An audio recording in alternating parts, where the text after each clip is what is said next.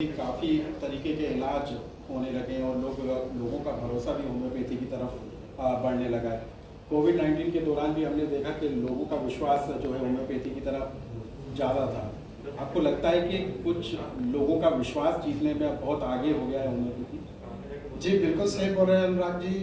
Homeopathy की अगर मैं बात करूं तो पिछले 2 दशकों में 20 साल में जिस तरीके से इम्प्रूवमेंट किया है, बहुत ही अच्छा रिजल्ट दे रहे हैं हम लोग। और अगर मैं कोरोना की बात करूं तो कोरोना में जो आयुष मंत्रालय की गाइडलाइन थी जिसमें आर्सेनिक एल्बम नामक दवाई, मुझे लगता है कि हमारे इंडिया के पॉपुलेशन में 70-80% पॉपुलेशन ने आर्सेनिक एल्बम का प्रयोग किया और काफ़ी अच्छा रिजल्ट भी मिला।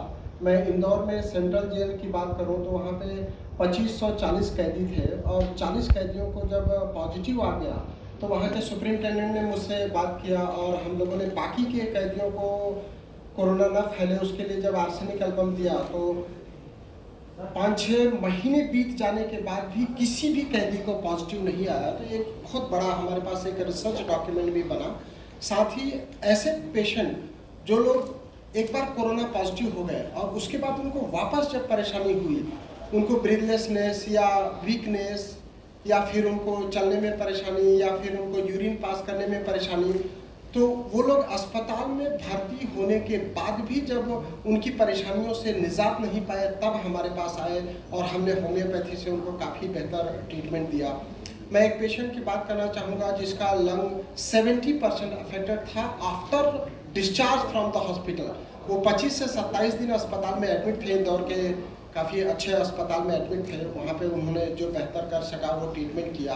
ट्रीटमेंट होने के बाद जब वो डिस्चार्ज हो गए तब भी उनकी सीटी फाइंडिंग्स थी कि 70% तक उनके लंग में प्रॉब्लम था, जो आप निमोनिया की अभी बात कर रहे थे डॉक्टर मालिक साहब से। तो वो चलने में उनको ब्रीथलेसनेस होता था, अपना काम नहीं कर पाते थे। उज्जैन में पुलिस में अधिकारी हैं, वो हमारे पास आए, हमने उनको 1 महीने लगातार होम्योपैथिक ट्रीटमेंट दिया और 1 महीने बाद जब वापस सीटी स्कैन कराई गई तो पाया गया कि लंग पूरी तरह से नॉर्मल हो गया और उनकी जो ब्रीथलेसनेस की परेशानी थी जिसमें वो काम नहीं कर पा रहे थे अपना, वो भी पूरी तरह से नॉर्मल हो गया।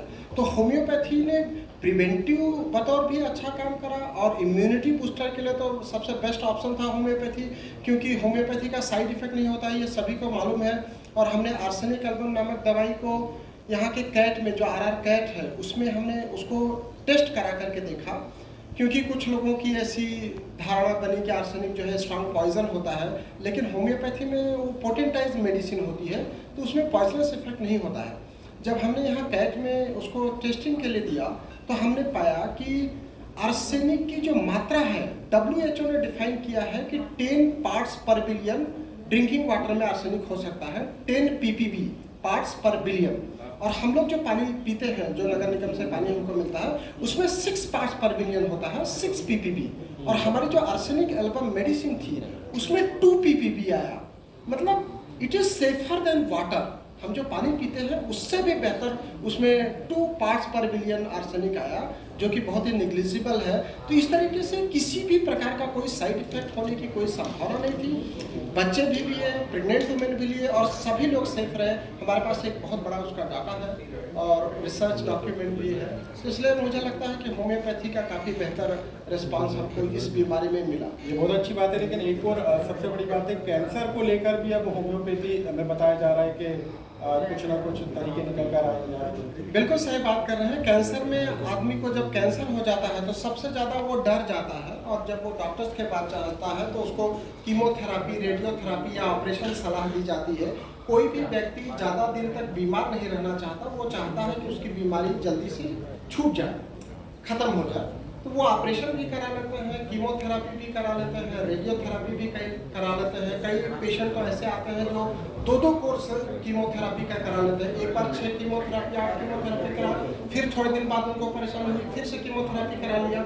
जब उनको वापस वही कैंसर होता है या दूसरे पार्ट्स में बॉडी के कैंसर हो जाता है तब उनकी परेशानी बढ़ जाती है। मेरे पास एक इसोफेगस कैंसर की पेशेंट आई जो 5 दिन में केवल पानी पर जिंदा थी, केवल एक ही बार वो पानी पी पाती थी, उसको निगलने में परेशानी होती थी।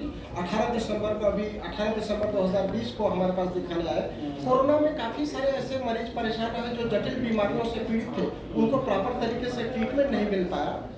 तो जब हमने उनको ट्रीटमेंट दिया तो फर्स्ट 15 डेज में ही उन्होंने खाना स्टार्ट कर दिया और उनको मोशन नहीं हो रहा था तो मोशन भी जाने लगी और अपना काम करने लगी। तो कैंसर के इस स्टेज में मतलब last stage of cancer event homeopathy काफ़ी इफेक्टिव है। हम लोग लाइफ स्टाइल को बेहतर कर सकते हैं। कैंसर ठीक नहीं हो सकता अगर लास्ट स्टेज में, तो हम उसमें क्वालिटी ऑफ लाइफ इम्प्रूव करा करके दे सकते हैं मरीज को। बहुत बढ़िया, बहुत शुक्रिया।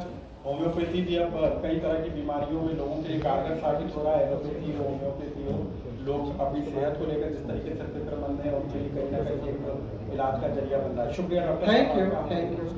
धन्यवाद डॉक्टर ए के द्विवेदी जी आपका, और हमारे सहयोगी अनुराग श्रीवास्तव जी आपका बहुत बहुत शुक्रिया इस पूरी चर्चा के लिए। और हमारे बीच स्वास्थ्य